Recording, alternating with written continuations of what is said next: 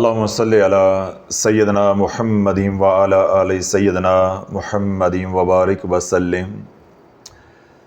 آج کا سوال یہ ہے کہ حضرت صاحب آپ زیادہ وظائف پڑھنے سے منع کیوں کرتے ہیں؟ زیادہ وظائف پڑھنے سے کیا ہو جاتا ہے؟ کیا انسان پاگل ہو جاتا ہے، بیمار ہو جاتا ہے، یا رجعت کی وجہ سے برباد ہو جاتا ہے اس لیے آپ روکتے ہیں، یا نیند بڑھ جاتی ہے یا نیند ختم ہو جاتی ہے؟ ان وجوہات کی وجہ سے آپ زیادہ وظائف پڑھنے سے ہمیں منع کرتے ہیں۔ اور آخری سوال یعنی اس کے ساتھ جو انہوں نے سوال ہے لکھا ہوا وہ یہ، کیا ہر وظیفہ ہر بندے کو راس آ سکتا ہے؟ تو یہ بالکل الگ سوال ہے۔ پہلے ہم اوپر والے سوال کی بات کر لیتے ہیں، بلکہ اس کے اندر بھی 4 سوال ہیں اور پہلا اعتراض ہے۔ تو پہلے اعتراض کی بات کر لیتے ہیں، یا میں اعتراض کا پہلے جواب دے دیتا ہوں کہ میرے اوپر جو الزام ہے یا میری باتوں کے اوپر یا میرے بیانات کے اوپر جو اعتراض ہے کسی کو یعنی اس سائل کو، وہ یہ ہے کہ حضرت صاحب آپ زیادہ وظائف پڑھنے سے کیوں منع کرتے ہیں؟ یہ تو اللہ کا ذکر ہے۔ اگر آپ تلاش چینل پہ بیانات باقاعدگی کے ساتھ سنتے ہیں تو میں نے 1.5-2 گھنٹے کا بیان کیا ہے کہ رب فرماتا ہے وَاذْكُرُوا اللَّهَ كَثِيرًا لَعَلَّكُمْ تُفْلِحُونَ، کہ تم کثرت کے ساتھ اللہ کا ذکر کرو تاکہ تم کامیاب ہو جاؤ۔ پھر سورۃ احزاب کے اندر اللہ رب العزت فرماتا ہے یا ایھا الذین آمنوا اذکروا اللہ ذکرا کثیرا، اے ایمان والو کثرت کے ساتھ اللہ کا ذکر کرو۔ ٹھیک ہے، اللہ رب العزت حکم دے رہا ہے اور اللہ رب العزت تنبیہ فرما رہا ہے کہ اگر تم ذکر سے غافل ہوگے تو کیا ہوگا۔ پھر رب کیا فرماتا ہے کہ یا ایھا الذین آمنوا لا تلہکم اموالکم ولا اولادکم عن ذکر اللہ ومن یفعل ذلک فاولئک هم الخاسرون۔ یہاں رب ہمارا نقصان بیان کر رہا ہے کہ اگر مال اور اولاد کی محبت میں میرے ذکر سے منہ موڑو گے یعنی غفلت برتو گے، وَمَن يَفْعَلْ ذَلِكَ، جنہوں نے ایسا کیا وہی خسارہ پانے والے ہیں۔ تو یہ قرآن کا سارا مضمون جو ہے ذکر کے حوالے سے میں نے اس بیان کے اندر بھی جو ہے اس کی وضاحت کی ہے، اس کو جو ہے وہ بیان کیا ہے۔ اگر اوراد و وظائف کو ذکر مان لیا جائے، کیا مان لیا جائے؟ ذکر مان لیا جائے، تو اللہ والو اس سے بڑی گمراہ ہونے کے لیے کوئی اور چیز ہمیں نہیں چاہیے، کوئی اور چیز نہیں چاہیے۔ ذکر وہی ہے جو رب فرماتا ہے وَاذْكُرِ اسْمَ رَبِّكَ وَتَبَتَّلْ إِلَيْهِ تَبْتِيلًا، ذکر کر، یاد کر اپنے رب کے نام کو۔ تو رب کا نام کیا ہے؟ اللہ۔ ہمارے رب کا نام کیا ہے؟ اللہ۔ اللہ جو سب سے زیادہ ذکر جو اللہ کو محبوب ہے یا پسند ہے یا جس کی کثرت کا اللہ نے حکم دیا ہے وہ کیا ہے؟ اللہ اللہ کرنا۔ نبی کا دل کیا کرتا ہے؟ اللہ اللہ۔ ولی کا دل کیا کرتا ہے؟ اللہ اللہ۔ یا وہ خوش نصیب جن کے دل زندہ ہو جاتے ہیں، ذاکر ہو جاتے ہیں، ان کا دل کیا کرتا ہے؟ اللہ اللہ۔ سورۃ قریش پڑھتا ہے، آیت کریمہ پڑھتا ہے، یا جبارو یا قہارو پڑھتا ہے۔ کیا یا جبارو یا قہارو اللہ کا نام نہیں ہے؟ کبھی آج تک کسی مولوی سے، کسی پیر سے، کسی بھی بندے سے سنا ہے کہ حضور علیہ الصلوۃ والسلام کا دل ہر پل یا قہارو یا جبارو یا قہارو یا جبارو کرتا؟ کبھی سنا ہو؟ تو اللہ والوں پہ تمہاری مت کیوں ماری گئی ہے؟ کبھی کسی مولوی کسی پیر سے سنا ہو کہ اللہ کے نبی علیہ الصلوۃ والسلام کا دل جو ہے یا رحمانو یا رحیمو پڑھتا تھا یا کرتا تھا؟ ٹھیک ہے، یا حنانو یا منانو کا ذکر کرتا تھا؟ کبھی سنا ہے؟ آپ نے یہی سنا نا کہ دل کیا کرتا ہے؟ اللہ اللہ۔ دل کیا کرتا ہے؟ اللہ اللہ۔ اور یہی رب قرآن میں فرما رہے وَاذْكُرِ اسْمَ رَبِّكَ، اور ذکر کر اللہ اپنے رب کے اسم کا، اپنے رب کے نام کا۔ تو ہمارے رب کا نام کیا ہے؟ اللہ۔ تو یعنی اللہ اللہ کرو۔ ٹھیک ہے، جس طرح سبحان اللہ ہے، استغفر اللہ ہے، درود پاک پڑھو، اسم ذات اللہ کرو، اللہ ہو کرو، یہ اذکار ہیں۔ ٹھیک ہے، باقی یہ کہیں کہ جی وظائف بھی ذکر ہے، تو میں وہ آپ کی بات ماننے کو 100% تیار ہوں، اس لیے کہ سارا قرآن ہی اللہ کا ذکر ہے۔ سارا قرآن ہی اللہ کا ذکر ہے، دعا بھی اللہ کا ذکر ہے، نماز بھی اللہ کا ذکر ہے۔ تو اب نماز بھی اللہ کا ذکر ہے، تو کیا یہ جو رب نے فرمایا ہے یا ایھا الذین آمنوا اذکروا اللہ ذکرا کثیرا، اگر ہم یہ آیت اس کے اوپر لاگو کریں تو اللہ نے نمازیں تو دی ہیں 5، اب حکم آ رہا ہے کثرت کے ساتھ، تو اب ہم 50 شروع کر دیں گے۔ اس کا کیا مطلب ہے کہ یہ ذکر کسی اور معنی میں لیا گیا ہے۔ نماز کا ہم ورد نہیں کر سکتے۔ ذکر کے معنی ہے یاد۔ ذکر کے کیا معنی ہے؟ یاد۔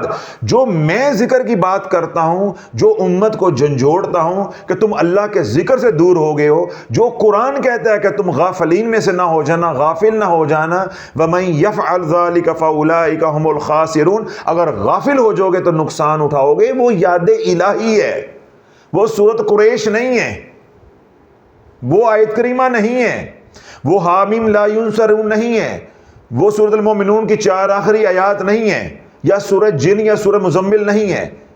وہ یادیں جو ہم ذکر کا لفظ جب بولتے ہیں تو اس کا مطلب کیا ہے کہ یاد الہی، یعنی آپ کوئی ایسا کلمہ بولیں جس سے اللہ یاد رہے، جس طرح سبحان اللہ ہے، یا اسم ذات اللہ اللہ اللہ، جس طرح خانقاہوں کے اندر ذکر ہوتا ہے، یا سلاسل کا جو ذکر ہوتا ہے۔ یہ جو ہے سورۃ قریش پڑھنا، سورۃ نصر پڑھنا، آخر کل پڑھنا، سورۃ جن پڑھنا، سورۃ مزمل پڑھنا وغیرہ وغیرہ، یہ اوراد و وظائف ہے، تو ان کی آپ کثرت کر سکتے ہیں۔ خود بھی دیکھو نا، اپنی عقل استعمال کرو۔ اب سورۃ قریش آپ نے پڑھنی ہے، آپ کو کسی پڑھنے والے نے بتایا 41 بار، کتنی بار؟ 41 بار۔ تو اب اللہ فرماتا ہے کہ یا ایھا الذین آمنوا اذکروا اللہ ذکرا کثیرا، مجھے بتاؤ، اب یہ دونوں باتیں آپس میں ٹکرا رہی ہیں۔ اللہ کہتا ہے کثرت کے ساتھ پڑھو، تو تیرے پیر نے کہا ہے 41 بار پڑھو، تو یہ تو دونوں باتیں آپس میں ٹکرا رہی ہیں۔ اس کا کیا مطلب ہے کہ اوراد و وظائف ایک الگ میدان ہے، اور اللہ کی یاد یا اللہ کا ذکر ایک الگ میدان ہے۔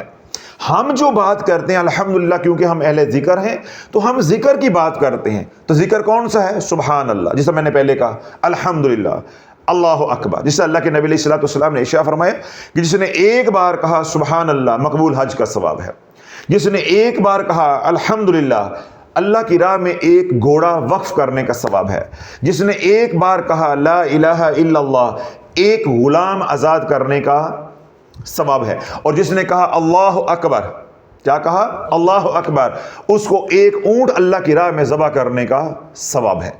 تو یہ اذکار ہیں۔ درود پاک کیا ہے؟ ذکر ہے، اللہ کا بھی ذکر ہے، حضور علیہ الصلوۃ والسلام کا بھی ذکر ہے۔ اس لیے اٹھتے بیٹھتے استغفر اللہ استغفر اللہ استغفر اللہ، یہ اللہ کا ذکر بھی ہے اور یہ دعا بھی ہے۔ اور پھر سب سے بڑا ذکر جو سلاسل کے اندر ہوتا ہے وہ کیا ہے؟ اللہ اللہ اللہ، یا اللہ اللہ، اسم ذات اس کو ہم کہتے ہیں۔ یہ ہے ذکر، یعنی کرتے کرتے آپ کا دل جو ہے وہ اللہ اللہ کرنا شروع ہو جائے، یعنی جو دل سویا ہوا ہے وہ بیدار ہو جائے، وہ زندہ ہو جائے۔ یہ ہے ذکر۔ یہ جن کی آپ بات کر رہے ہیں، یہ جن کو بھائی میں منع کرتا ہوں، وہ ذکر نہیں ہے، وہ اوراد و وظائف ہے۔ ان کی ایک حد ہے، جو بھی صاحب عمل ہوگا وہ ایک حد بندی کرے گا کہ سورۃ قریش 21 بار پڑھنی ہے، سورہ قریش 41 بار پڑھنی ہے، سورہ کوثر 129 بار پڑھنی ہے، سورہ کوثر 313 بار پڑھنی ہے۔ تو اللہ بولو جو حد بندی کر رہا ہے، اگر اس کو بھی آپ ذکر کی مد میں لے آئیں گے تو پھر وظیفہ کیا ہوتا ہے؟ یہ وظائف ہیں۔ تو وظائف کی ایک حد ہوتی ہے، اور اللہ کے ذکر کی کوئی حد نہیں ہے، استغفار کی کوئی حد نہیں ہے، درود پاک کی کوئی حد نہیں ہے، دعا کی کوئی حد نہیں ہے۔ ان کو ہم ذکر کہتے ہیں، اور ان کے ساتھ کوئی شرائط بھی لاگو نہیں ہوتی۔ دعا کے ساتھ کوئی شرط نہیں ہے، اللہ کے ذکر کے ساتھ کوئی شرط نہیں ہے، استغفار کے ساتھ کوئی شرط نہیں ہے، درود پاک کے ساتھ کوئی شرط نہیں ہے۔ وظائف کے ساتھ شرائط لاگو ہوں گی۔ اللہ بولو اگر امت کو یہ بات سمجھ آ جاتی کہ ذکر اور چیز ہے، اوراد و وظائف اور چیز ہے، اوپر جا کے ہم ان سب کو ذکر ہی کہیں گے، جمالی طور پہ ان کو ذکر کہیں گے، جبکہ ان دونوں میں زمین و آسمان کا فرق ہے۔ جس طرح میں نے دلیل دی کہ رب فرماتا ہے یا ایھا الذین آمنوا اذکروا اللہ ذکرا کثیرا، اے ایمان والو کثرت سے اللہ کا ذکر کرو۔ تو اس کا مطلب ہے کہ آج کل میں سورۃ قریش پڑھ رہا ہوں تو دن رات سورۃ قریش ہی پڑھی جب میں پاگل ہو جانا ہے؟ تو پاگل نہیں ہوں گا تو اور کیا ہوں گا؟ سمجھ آگی بات؟ اس طرح نماز بھی ولا ذکر اللہ اکبر، نماز اللہ کا سب سے بڑا ذکر ہے. تو اللہ نے 5 دن میں سارا دن نماز ہی پڑھتا رہوں، اس کا کیا مطلب ہے کہ یہ حکم نماز پہ لاگو نہیں ہو رہا.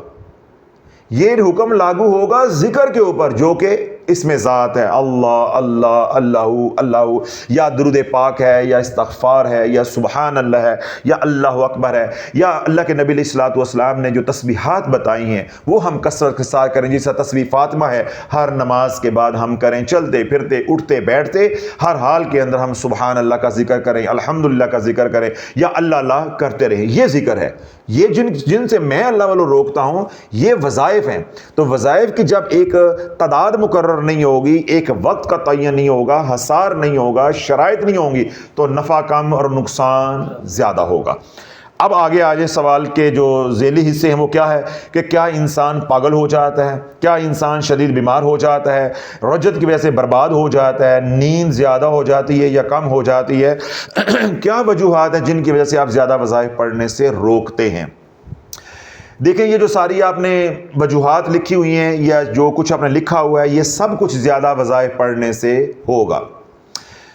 پہلی بات تو آپ یہ سمجھ لیں کہ وظائف جب آپ کر رہے ہوں تو آپ ایک وقت میں 2 وظائف کر ہی نہیں سکتے، اور اگر کریں گے تو آج کے دور میں تو بالکل نہیں ہوں گے. پہلے لوگ کر لیتے تھے، آج کے دور میں تو بالکل نہیں ہوں گے.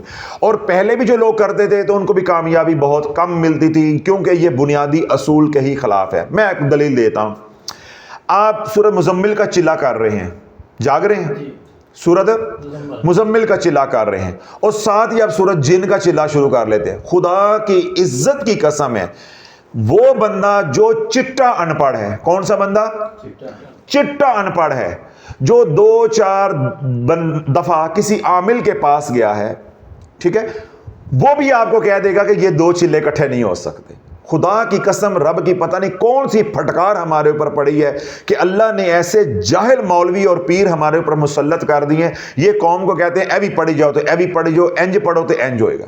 میں نے کیا کہا ہے، جو بندہ چٹا ان پڑھ ہو، 2-4 مرتبہ کسی عامل کے پاس بیٹھا ہو، یا میری بات آپ سن کے کسی عامل کے پاس چلے جائیں، اسے جا کے ویسے ہی آپ کہیں کہ بھائی میں ذرا پوچھنے آیا ہوں، میں 2 چلے اکٹھے کرنا چاہتا ہوں، سورہ مزمل کا اور سورہ جن کا، تو وہ آگے سے ہاتھ جوڑے گا، بندیا خدا دیا زیادہ پی لیا یا دیسی پی لیا، کیوں مر رہی؟ یہ 2 اکٹھے نہیں ہو سکتے. کس کا نہیں ہو سکتا؟ سورہ مزمل کا اور سورہ جن کا. دو بعض صورتوں کی نہیں ہے، بات 2 وظائف کی ہے. کہیں یہ بات نہ لے جانا کہ 2 صورتیں ہیں، بات 2 صورتوں کی نہیں ہے، یا سورہ مزمل اور سورہ جن کی نہیں ہے، بات 2 وظائف کی ہے کہ یہ 2 اکٹھے نہیں ہو سکتے. یہ جواب ملے گا. تو سورہ کوثر اور سورہ قریش کی اکٹھی ہو سکتی ہے. ہاں ہن شرمندگی ہوئی ہے جب میں نے آپ سے سوال کیا ہے کہ کسی عامل، دنیا بھر کو میں کہہ رہا ہوں، دعویٰ کر رہا ہوں، کوئی جاہل ترین عامل آپ کے آس پاس بھی رہتا ہے جو بالکل تھکڑ قسم کا ہے، آپ کی نظروں میں بالکل اس کی کوئی حیثیت نہیں ہے، اس سے بھی جا کے پوچھ لو، ایسے ہی اسے سوال کرو. اسے کہیں بھائی جان میں ایک معلومات آپ سے لینی تھی، میں ذرا تیاری کی تھی، ذہن بنایا کہ میں سورہ مزمل اور سورہ جن دا چلا کٹھا کرنا 40 دن. وہ کہے گا خدا دا واسطے، یہ جاہل بندے کا علم ہے اتنا، وہ بھی تمہیں روک رہا ہے. تو تمہارے پیروں کے پاس اتنا بھی نہیں ہے، جو لاکھوں کو مرید کر کے ساتھ لے کے چل رہے ہیں ان کے پاس اتنا بھی نہیں ہے. میں نے آپ کو آپ کے ذمہ کام لگایا، آپ نے تحقیق کرنی ہے. کوئی گلی محلے کے اندر عامل ہے، اسے پوچھیے کہ میں سورہ مزمل اور سورہ جن کو اکٹھی پڑھ سکتا ہوں، یا میں سورہ تغابن اور سورہ المنافقون دونوں کا چلا اکٹھا کر سکتا ہوں. وہ کہے گا بھائی ہے، ایک وقت میں ایک کام ہی ہوتا ہے. اب آپ کو میں نے دلیل دے دی، اب مثال بھی دے دیتا ہوں. آپ کھانا کھا رہے ہیں، کھانے کے سامنے 3-4 طرح کی ڈشز پڑی، یعنی 3-4 طرح کے کھانے پڑے ہوئے ہیں، ساتھ پانی بھی پڑا ہوا ہے، پیپسی بھی پڑی ہوئی ہے، سیلڈ بھی پڑا ہوا ہے اور رائتا بھی پڑا ہوا ہے، جسے دسترخوان بھی ہوتا ہے. ایک وقت میں منہ میں ایک چیز ڈالیں گے یا 2 ڈالیں گی؟ اللہ والو، شرم نہیں آئی کہ 15 وظیفے آپ نے کیے ہیں؟ تمہارے منہ کے اندر ایک وقت میں یا پیپسی جا سکتی ہے، یا سادہ پانی جا سکتا ہے، یا چائے جا سکتی ہے. یا آئس کریم جا سکتی ہے, یا روٹی جا سکتی ہے, یا کوئی گوشت کی بوٹی ہے وہ جا سکتی ہے, چاول پڑے ہیں تو وہ یعنی تمہارے منہ میں ایک وقت میں ایک چیز جا سکتی ہے. تو دل کے اندر, روح کے اندر 15 وظیفے ایک بار ٹھوسو گے تو کی نتیجہ نکلے گا.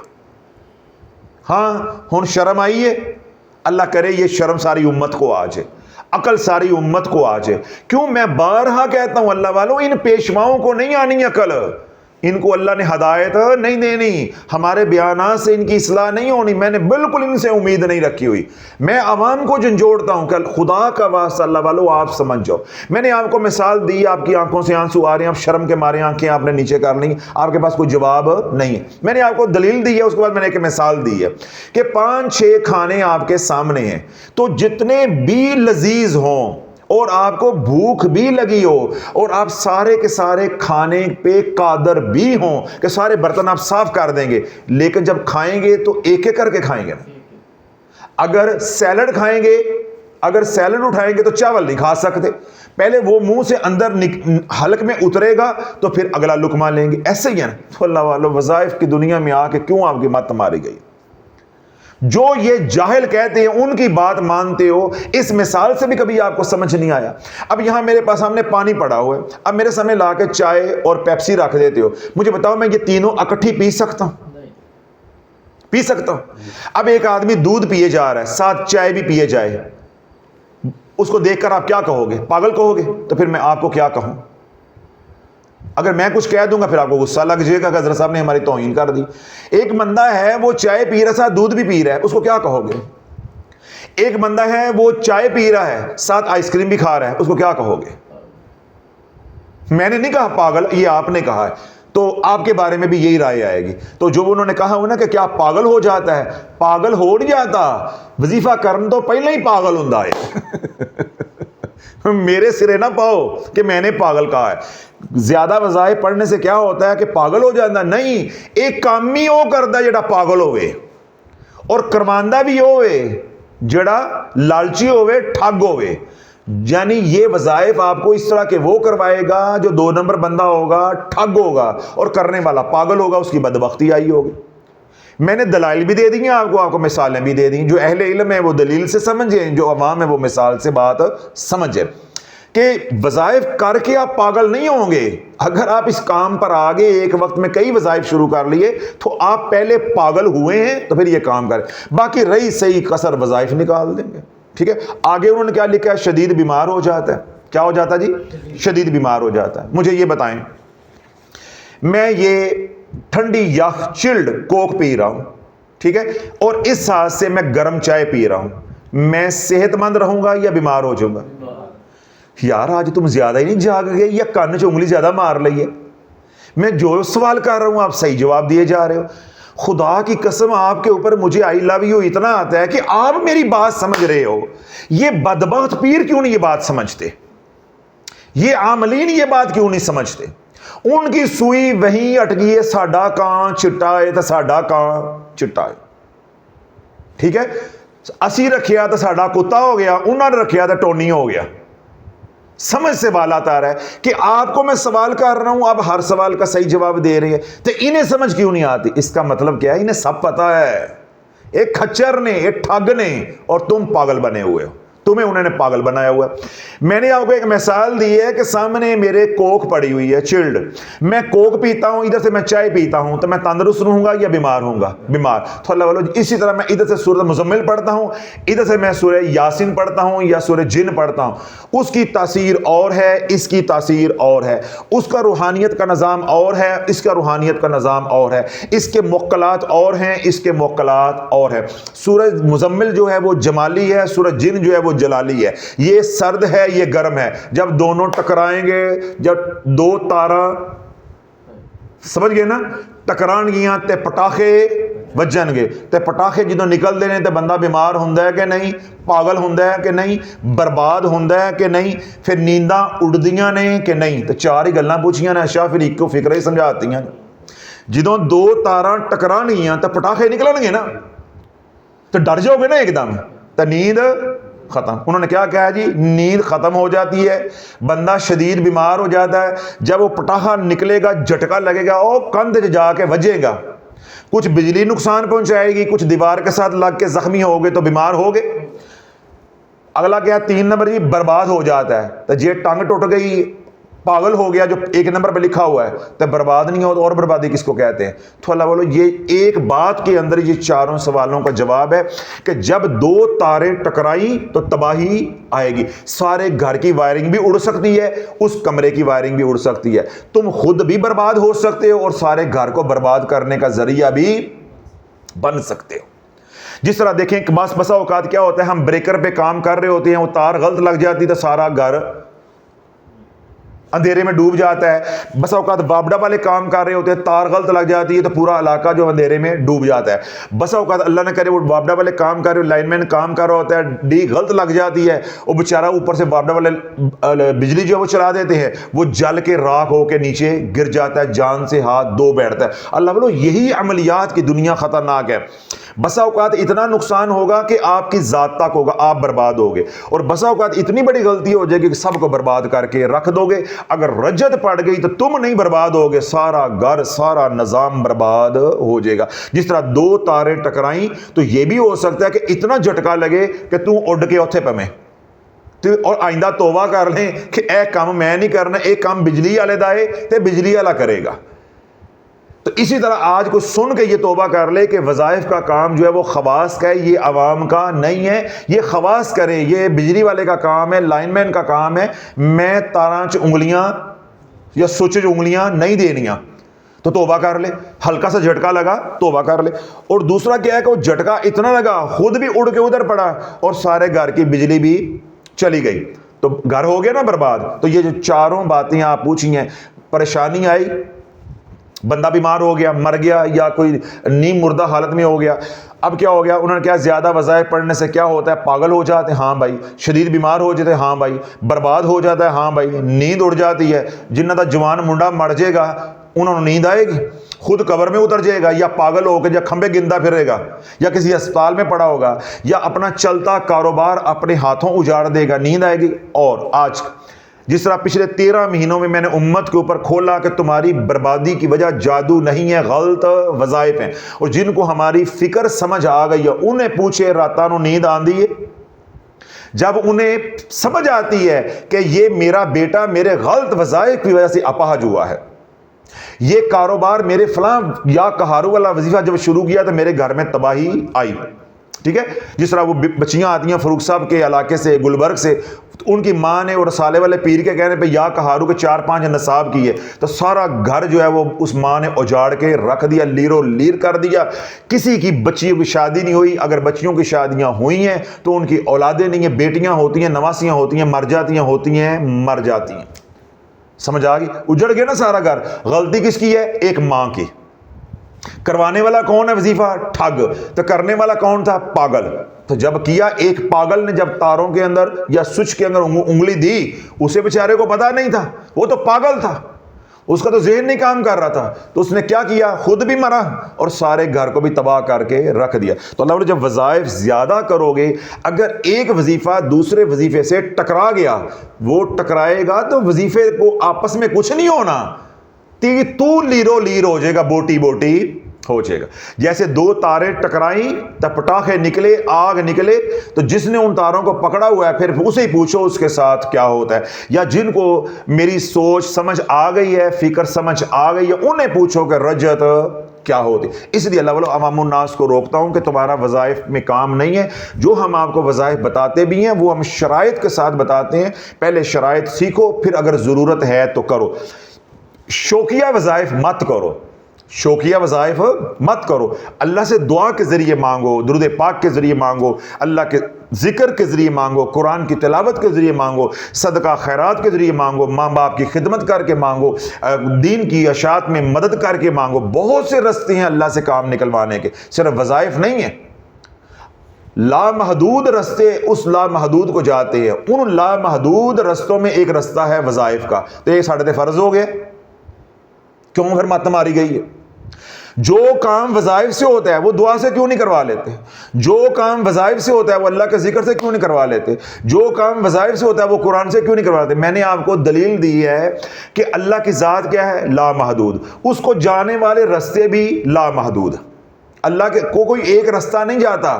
کوئی اللہ کو قرآن کے ذریعے پہنچتا ہے, کوئی ماں باپ کی خدمت کے ذریعے پہنچتا ہے, کوئی مسجد کی خدمت کرتا ہے اس کے ذریعے پہنچتا ہے, کوئی صدقہ خیرات کے ذریعے پہنچتا ہے, کوئی نالی ہے اس کے اندر بلی کا بچہ گرا ہوا تھا اس نے نکال دیا, میرے رب کو وہی ادا پسند آ گئی, صحیح بخاری کی حدیث پاک ہے, ٹھیک ہے, اللہ کو وہی ادا پسند آ گئی, کسی جانور کی جان بچائی, اپنا جوتا اتار کے اس میں پانی ڈال کے پانی پلایا, اللہ نے قرب عطا کر دیا.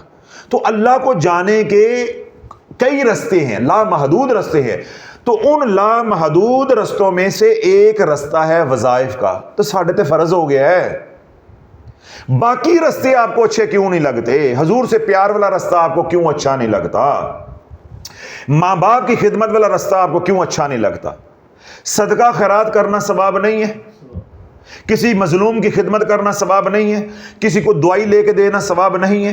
کسی کے بچے کو پڑھا دینا ثواب نہیں ہے؟ سڑک پہ کوئی رستہ پوچھ لے اس کو صحیح رستہ بتا دینا, اس کو گائیڈ کر دینا, یہ ثواب نہیں ہے؟ کسی کے بچے کو قرآن پڑھا دینا ثواب نہیں ہے؟ کسی کے بچے کے سر کے اوپر ہاتھ رکھ دینا ثواب نہیں؟ اے ثواب والے کام کیوں نہیں کر دے؟ اس کا مطلب ہے ٹھگ جو ہیں وہ تو ہیں ہی ٹھگ, تو بندے تسی بھی ٹھیک نہیں ہے گے, بندے تسی 2 نمبر ہو.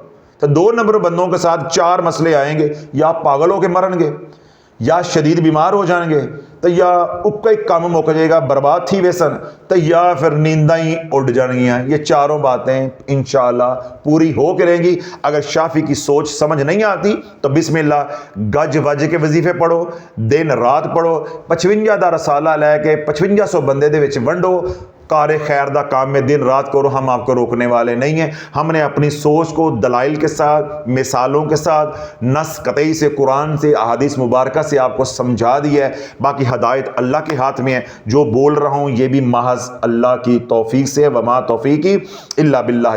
اب اگلا سوال جو ہے وہ یہ, کیا ہر وظیفہ ہر ایک کو راس آ سکتا ہے؟ ہرگز نہیں, ہرگز نہیں, ہرگز نہیں. کتنی بار میں نے کہا ہے؟ 3 بار. پہلے دلیل لے لو تاکہ اہل علم جو ہے انہیں ان کی تسلی پہلے ہو جائے. جو علماء سنتے ہیں یا جو مشائخ کے خلفاء ہیں وہ سنتے ہیں, ان کی تسلی ہو جائے. اللہ کے نبی علیہ الصلوۃ والسلام کی بارگاہ میں ایک عرابی آتا ہے, یا رسول اللہ مالی تنگ دستی ہے. آپ فرماتے ہیں تسبیح ملائکہ کیوں نہیں پڑھتا؟ گنتے جاؤ ذرا انگلیوں پہ, کتنے وظیفے ہو گئے؟ ایک صحابی رسول آتے ہیں عبداللہ بن مسعود رضی اللہ عنہ, اللہ کے نبی علیہ الصلوۃ والسلام کی بارگاہ میں مالی تنگ دستی کا سوال کرتے ہیں, ٹھیک ہے. اللہ کے نبی علیہ الصلوۃ والسلام فرماتے ہیں کہ سورۃ واقعہ کیوں نہیں پڑھتا؟ کتنے وظیفے ہو گئے؟ 2. ایک صحابی رسول آتے ہیں کہ یا رسول اللہ مالی تنگ دستی ہے. اللہ کے نبی علیہ الصلوۃ والسلام ارشاد فرماتے ہیں جب گھر میں داخل ہو تو سورۃ اخلاص پڑھا کر, مجھے سلام کیا کر, اور سورۃ اخلاص پڑھا کر. تو سورۃ اخلاص کس کا وظیفہ ہو گیا؟ مالی تنگ دستی کا. کتنے ہو گئے؟ 3. ایک صحابی رسول آتے ہیں یا رسول اللہ خیر و برکت کے لیے اور رزق کی فراوانی کے لیے, مالی تنگ دستی کے لیے کیا کون سا میں عمل کروں؟ اللہ کے نبی علیہ الصلوۃ والسلام نے ارشاد فرمایا کہ علل صبح بعد نماز فجر, سورج نکلنے سے پہلے پہلے سورہ یاسین پڑھو. سورہ یاسین پڑھو گے تو خیر و برکت ہوگی. کتنے وظیفے ہو گئے؟ 4. ایک صحابی رسول آتے ہیں یا رسول اللہ مال ہے, سب کچھ ہے, برکت نہیں ہے, اور مال کے اندر نقصان ہوتا ہے, بار بار چوری ہو جاتا ہے. اللہ کے نبی علیہ الصلوۃ والسلام نے فرمایا کہ آیت الکرسی پڑھو. کیا پڑھو؟ آیت الکرسی پڑھو. کتنے وظیفے ہو گئے؟ 5. ایک صحابی رسول آتے ہیں, آ کر عرض کرتے ہیں یا رسول اللہ دعا فرما دے, کوئی عمل بتا دے کہ اللہ مجھے دنیا کی نعمتوں سے نواز دے. اللہ کے نبی نے فرمایا کہ سورہ رحمان کیوں نہیں پڑھتا؟ کیا نہیں پڑھتا؟ سورہ رحمان کیوں نہیں پڑھتا؟ ایک صحابی رسول آ رہے ہیں, یا رسول اللہ ہر کام میں رکاوٹ ہے, کاروبار کرتا ہوں اس میں رکاوٹ ہے, دنیا کا کوئی کام کرتا ہوں اس میں رکاوٹ آ جاتی ہے, پریشانی ہوتی ہے, نقصان ہوتا ہے. اللہ کے نبی علیہ الصلوۃ والسلام نے فرمایا سورہ فلق ناس کیوں نہیں پڑھتا؟ یہ کتنے وظیفے ہو گئے؟ 7 یا 8, جتنے بھی میں نے بتایا. یہ سارے کے سارے رزق کے ہیں. یہ سارے کے سارے کس کے ہیں؟ رزق کے. اس کے علاوہ بھی ہیں اور بھی, یہ سارے کے سارے رزق کے ہیں. پھر اللہ کے نبی علیہ الصلوۃ والسلام نے خود فرمایا ہے کہ جب تمہیں غم گھیر لیں تو درود پڑھو، جب تمہیں غم گھیر لے تو درود پڑھو، تمہیں قرضہ جکڑ لے تو درود پڑھو، تمہیں مالی تنگ دستی گھیر لے تو درود پڑھو، یہ بھی وظیفہ ہے۔ پھر اللہ کے نبی نے خود بتایا ہے کہ استغفار نے جس نے اپنے اوپر لازم کر لیا، اللہ رزق وہاں سے دے گا جہاں تیرا گمان بھی نہیں جاتا۔ یہ دو یہ بھی ہیں، دو یہ بھی ہیں۔ پھر اللہ کا ذکر جو ہے وہ رزق کو بڑھاتا ہے۔ کیا کرتا ہے وہ؟ اللہ جو رزق ہے، وظیفہ ذکر ہے، وہ بھی رزق کو کیا کرتا ہے؟ بڑھاتا ہے۔ رب کیا فرماتا ہے؟ وَمَنْ أَرَادَ عَنْ ذِكْرِ فَإِنَّ لَهُ مَعِيشَةً ضَنْكَ، جب تم میرے ذکر سے اعراض کرو گے، منہ موڑو گے، میں تمہاری معیشت کو تنگ کر دوں گا۔ اللہ اللہ کرو گے، اللہ کرو گے، سبحان اللہ کرو گے، اللہ رزق کو بڑھائے گا۔ یہ سارے وظائف جو ہے، یہ سارے اعمال جو ہے، یہ کس کے ہیں؟ رزق کے۔ تو اللہ کے نبی علیہ الصلوۃ والسلام نے ایک کیوں نہیں بتا دیا؟ ایک کیوں نہیں بتا دیا؟ اس کی کیا وجہ ہے کہ ہر بندے کی استعداد مختلف ہے، ہر بندے کا مسئلہ اور طرح کا ہے، مختلف ہے۔ کسی کا مسئلہ چھوٹا ہے، کسی کا بڑا ہے، کسی کا زیادہ ہے، کوئی ان پڑھ ہے، کوئی پڑھا لکھا ہے، کسی کا مزاج جو ہے وہ آبی ہے، کسی کا مزاج جو ہے وہ بادی ہے، کسی کا مزاج کیا ہے؟ آتشی ہے، یعنی تیز مزاج کا ہے۔ کسی کو جلالی ذکر نفع دے گا، کسی کو جمالی ذکر نفع دے گا، کوئی اتنا کر نہیں سکتا۔ مثال کے طور پہ اللہ کے نبی علیہ الصلوۃ والسلام صرف یہ فرماتے کہ سورۃ واقعہ پڑھو۔ اب جو لوگ قرآن نہیں پڑھے وہ کدھر جاتے ہیں؟ سمجھ آئی بات؟ تو اس لیے ہر ذکر یا ہر وظیفہ ہر بندے کے لیے نہیں ہوتا۔ اب میں مثال دیتا ہوں، کیا ہر خوراک ہر بندے کے لیے ہوتی ہے؟ ہر خوراک ہر بندے کے لیے ہوتی ہے؟ کتنے لوگ ہیں گوشت جو ہے وہ تمام کھانوں کا سردار ہے، ایسے ہی ہے نا؟ کتنے لوگ ہیں وہ سردار کو نہیں کھا سکتے، ہیں کہ نہیں؟ جو ہارٹ کے مریض ہیں، ٹھیک ہے، وہ گوشت نہیں کھا سکتے۔ ہائپر ٹینسو ہیں، ہائی بلڈ پریشر کے مریض ہیں، وہ گوشت نہیں کھا سکتے۔ اس طرح جن کو کریٹینن ہے، یورک ایسڈ کا مسئلہ ہے، یعنی گردوں سے متعلقہ مسائل ہیں، وہ گوشت زیادہ یا پروٹین زیادہ وہ نہیں کھا سکتے۔ اب اس کا کیا مطلب ہے کہ نہیں کھاؤ؟ اس کا کیا ہے کہ ہر سبزی یا ہر خوراک ہر بندے کے لیے نہیں ہے۔ گوشت تمام کھانوں کا کیا ہے؟ سردار ہے۔ آم جو ہے وہ تمام پھلوں کا سردار ہے، ہر بندہ کھا سکتا ہے۔ جس بندے کا پہلی بلڈ پریشر بہت زیادہ ہے وہ آم کھا سکتا ہے، جس کی پہلی شوگر بہت زیادہ ہے وہ آم کھا سکتا ہے۔ اس کا کیا مطلب ہے؟ جس طرح کھانے ہر بندے کے لیے اس کے مزاج، اس کی ضرورت کے مطابق ہیں، اللہ بولو اسی طرح اوراد و وظائف ہر بندے کی ضرورت کے مطابق ہے۔ جس طرح دوائیاں ہیں بدنی بیماری کے لیے یا خوراک ہے، وہ حکیم یا طبیب یا ڈاکٹر آپ کا تجویز کرتا ہے کہ یہ اتنی کھاؤ، اتنی نہ کھاؤ، یہ آپ کو راس آئے گی، یہ آپ کو نفع نہیں دے گی، یہ آپ کو نفع دے گی۔ اسی طرح اوراد و وظائف بھی ہم خود نہیں کر سکتے، ہمارا روحانی معالج جو ہے وہ ہمیں تجویز کرے گا کہ یہ آپ کے لیے بہتر ہے اور یہ آپ کے لیے بہتر نہیں۔ مثال کے طور پہ آپ کے گھر میں آپ کے والد صاحب ہیں، وہ پہلے بڑی غصیلی طبیعت کے ہیں۔ کس طرح کی طبیعت ہے؟ غصیلی طبیعت کے ہیں۔ آپ ان کو روزانہ جو ہے آدھا پاؤ اخروٹ کھلانا شروع کر دیں، ڈرائی فروٹ کھلانا شروع کر دیں، تو 3 دن کے بعد یا تسی گھروں باہر ہوو گے تو یا وہ قبر چ ہون گے، ہسپتال ہو، یا وہ گھروں باہر ہون گے۔ لڑائی مار کٹائی ہوگی نا، یا دماغ کی شریان پھٹے گی، ہسپتال پہنچ جائیں گے تو قبر میں چلے جائیں گے۔ یہی کچھ ہوگا نا۔ اس کا کیا مطلب ہوا کہ ان کا مزاج کیا تھا؟ تیز۔ ان کا مزاج کیا تھا؟ آتشی۔ تو جب ہم نے گرم غذا دی تو ان کو نفع کی بجائے نقصان ہو گیا۔ حالانکہ اخروٹ کے اندر تو نقصان نہیں ہوتا، اس کے اندر تو بھرپور غذائیت ہے۔ جس طرح ایک آدمی تھا، اس کو شوگر تھی، اس کو آپ نے 64 آم جو ہے وہ کھلا دیا۔ اب 64 آم دنیا بھر میں وہ معزز ہے، سردار ہے اور سارے پھلوں کا امام ہے، اس کو کھلایا، امام انہوں لڑ گیا، سردار انہوں لڑ گیا، شوگر جو ہے وہ 500 پہ چلی گئی، ٹھیک ہے، امب اندر تے بندہ ہسپتال، تے ہسپتالوں سیدھا قبر چ، ٹھیک ہے نا؟ نہیں سمجھ آ رہی؟ آم اندر گیا تے بندہ قبر چ گیا، دوائی اندر تے بندہ جلندر۔ ہون سمجھ آ گئی؟ امب اندر تے بندہ جلندر۔ کیوں؟ وہ اس کی خوراک نہیں تھی, اس نے غلطی سے لے لی. اسی طرح آپ جب کوئی وظیفہ اپنی من مانی سے, یوٹیوب سے, رسالے سے, کہ میں بس یہ پڑھ لوں اس کے بڑے فضائل ہیں, میں یہ پڑھ لوں اس کے بڑے فضائل ہیں, کرو گے تو وظیفہ اندر تو تسی آپ جلندر. سمجھ آ گئی نا؟ جس طرح امب اندر تے بندہ جلندر, تے وظیفہ اندر تے پیسے سارے مداریاں نو مراسیاں نو, تو تسی آپ جلندر. آپ کنگال ہو جاؤ گے, مرو گے, اجڑو گے, برباد ہو جاؤ گے. کیوں؟ جس طرح خوراک, ہر کھانا ہر بندے کو راس نہیں آتا, اسی طرح ہر وظیفہ ہر بندے کو راس نہیں آتا. میں آپ کو اپنی ایک مثال دے دیتا ہوں, بات اب ختم ہوگی. سمجھا تو میں نے کافی دیا, لیکن میں ذہن میں بات آئی, میں کر دیتا ہوں. دیکھیں, آپ لوگ خمیری روٹی کھاتے ہیں نا, شوق سے کھاتے ہیں کہ بھائی وہ نرم ہوتی ہے, خمیری روٹی کھاتے ہیں. اسی طرح آپ لوگ نان کھاتے ہیں. آپ نے کبھی مجھے نان کھاتے, خمیری روٹی کھاتے نہیں دیکھا. کبھی اتفاق سے ہو کہ صبح کبھی ناشتہ, کبھی 6 مہینے سال بعد آپ کے ساتھ 2 لقمے لگا لوں. ورنہ میں نہ گھر میں خمیری روٹی منگواتا ہوں, نہ میں گھر میں کبھی نان منگوا کے کھایا ہے. ناشتہ تو خیر رواج ہی نہیں ہے, نہ کبھی کیا زندگی میں. مطلب کرنا بھی پڑ جائے تو کبھی کوئی شادی بیاہ ہو تو وہاں کوئی 1-2 لقمے میں نے بامر مجبوری لگا لی, وہ ایک الگ بات ہے. قسم تو نہیں میں دے رہا نا, میں وہ شف والی سرکار کی طرح قسم تو نہیں کھا رہا, میں 18 سال تو ستا نہیں ہے گا. یعنی میرا کہنے کا مقصد ہے, جس طرح آپ شوق سے نان یا وہ کھاتے ہیں خمیری روٹی, اس طرح میں نہیں کھاتا. یا بازار کی روٹی جو ہوتی ہے وہ میں پسند نہیں کرتا. آپ کو پتا ہے میرے گھر سے آٹا جو ہے وہ جاتا ہے تنور پہ, تو وہ روٹیاں تنور سے لگوا کے آتے ہیں. اب مجھے گھر کی توے کی روٹی بھی پسند نہیں, میں روٹی کھاتا ہوں تنور کی, اور آٹا ہو گھر کا گندم والا, یعنی وہ جو چوکر والا ہوتا ہے. اس کی کیا وجہ ہے؟